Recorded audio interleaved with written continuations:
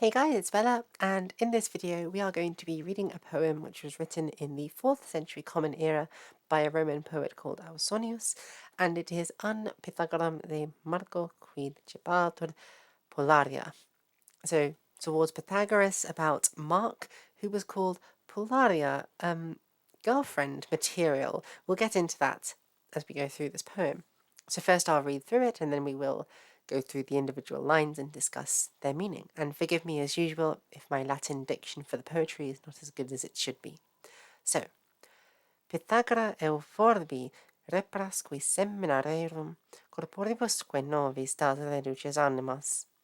Dic, quid erit Marcus iam vata novissima functus, si rede ad vitam prursus in aeriam? Quis Marcus?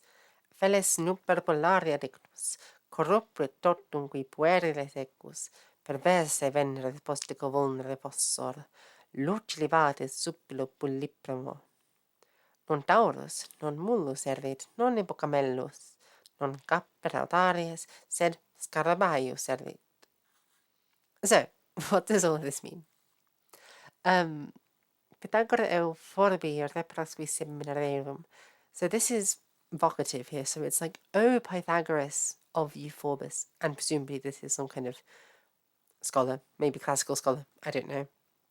It's interesting, by the way, that I believe, despite Ausonius being ostensibly Christian, this poem actually refers to a pagan belief in reincarnation, this classical belief in the pagan religion of ancient Greece and Rome. So it's rather interesting that this is persisting as late as it does in 4th century Gaul, although as we see in poets such as Luxurius, these sort of, even if it may not have been openly practiced, vestiges of pagan thought seem to have lingered on into later centuries, well after the 4th century, when Rome was more or less Christianized. So, O Pythagoras of Euphorbus, reparas qui semina rerum, you who discover again the seeds, semina rerum, and of course, semen having the same sort of meaning in Latin, at least in some cases, as it does in modern English.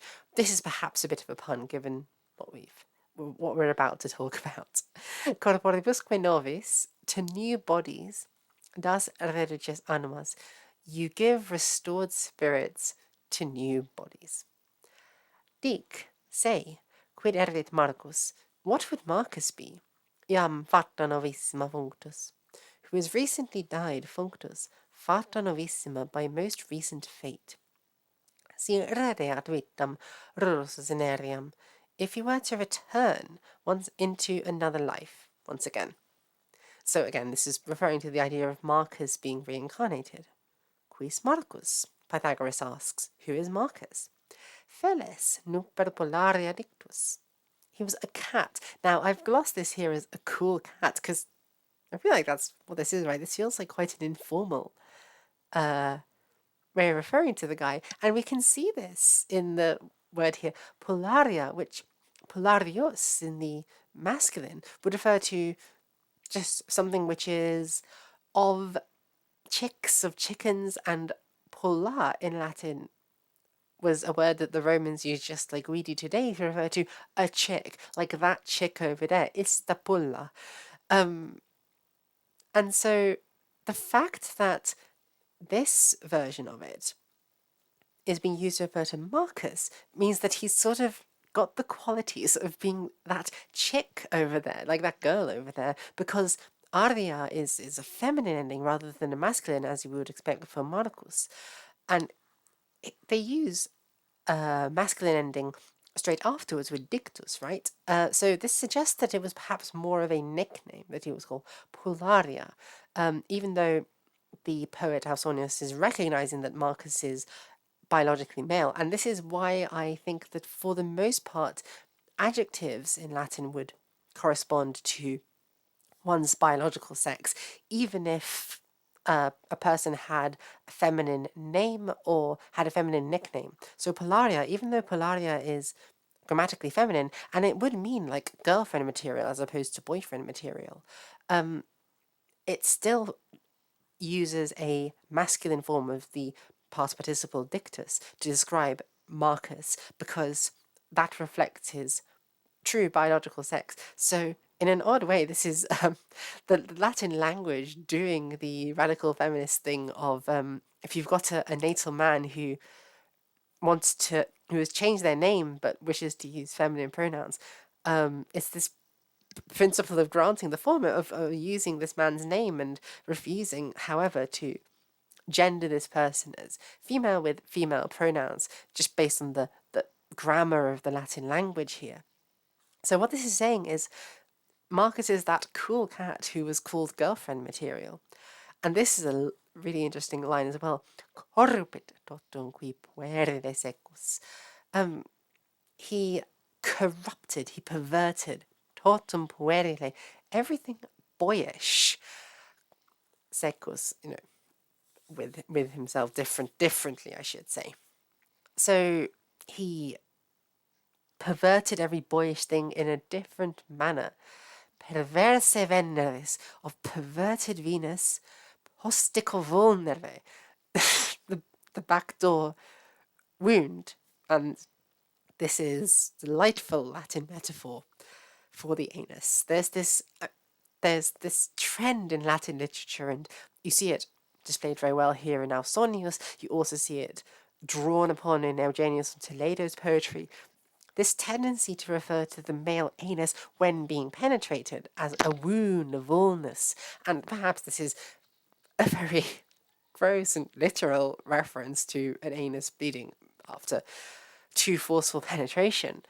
And I actually have a inkling in my head, just a sort of personal thought, that some of the discourse around transfeminine surgery, so vaginoplastic surgeries in the present day, I think part of our interest in calling neovaginas wounds, at least in radical feminist spaces or radical feminist aligned spaces, is an atavism of this Greco-Roman understanding of the male body, the penetrated male body, as wounded at the site of penetration. I feel there is this impulse or this willingness to view the penetrated area as wounded when it's on a biological man. So, this word here, phostor, it's a digger referring to Marcus. So, I sort of think this is implying that he's fingering himself in perverted Venus's backdoor wound, which, oh Jesus, of all of the ways to refer to fingering, they got an impressively nasty one. So, Lucidivatis of Lucilius the poet, Subpilo.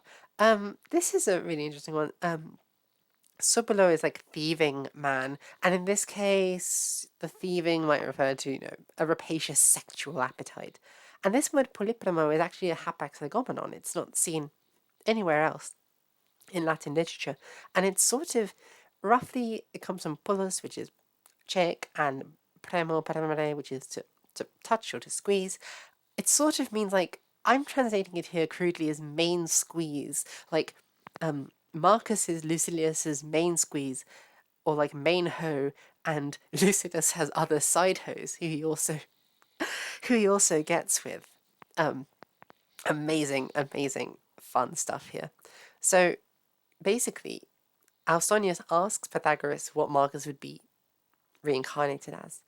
Then Ausonius describes Marcus, and Lucilius says, "Non taurus non mulus erit." He would not be a bull or a mule, non hippocamelus, nor a hippo, non caper aries, not a goat or a ram, said, but scarabaeus erit. He would be a dung beetle, which is probably, almost certainly, a reference to this whole anal fingering business. So now you know how to say that somebody fingers himself in Latin. You are very welcome. So if you want me to teach you Latin or any of the other languages that I do in this channel, you can subscribe to my Patreon, which will be linked in the description of this video. And you can also join my Discord server. I tend to post these tidbits as pictures in my server before they become videos, so you can get early access to them on my server. Until next time, thank you guys for watching, and I hope you have a good day. Bye, everyone.